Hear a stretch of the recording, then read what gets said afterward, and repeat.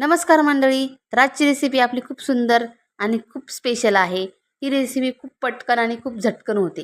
ही recipe आपण भातासोबत सुद्धा खाऊ शकतो आणि चपातीसोबत सुद्धा खाऊ शकतो. चला तर आता आपण रेसिपी बनवायला सुरुवात करूया.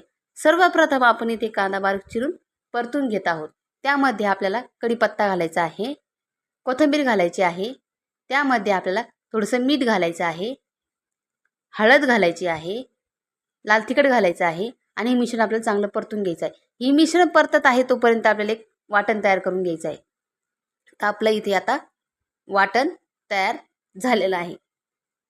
आपण हे वाटण याच्यात घालून चांगलं परतून घ्यायचं आहे. या वाटणामध्ये शेंगदाणे, हिरवी मिरची, जिरे, लसूण आणि कोथिंबीर आहे. आता हे वाटण चांगलं परतून घेतलं आहे आपण. या वाटणामध्ये आपल्याला टमाटे घालायचे आहेत. चांगलं हे मिश्रण चांगलं परतून घेऊन आपल्याला 5 ते 10 मिनटं वाफेत ठेवायचं आहे. तर आपली रेसिपी रेडी आहे खाण्यासाठी. जर तुम्हाला ही रेसिपी जर आवडली असेल तर नक्की लाईक करा, शेअर करा आणि कमेंट करा. स्वस्त खा आणि मस्त राहा. धन्यवाद.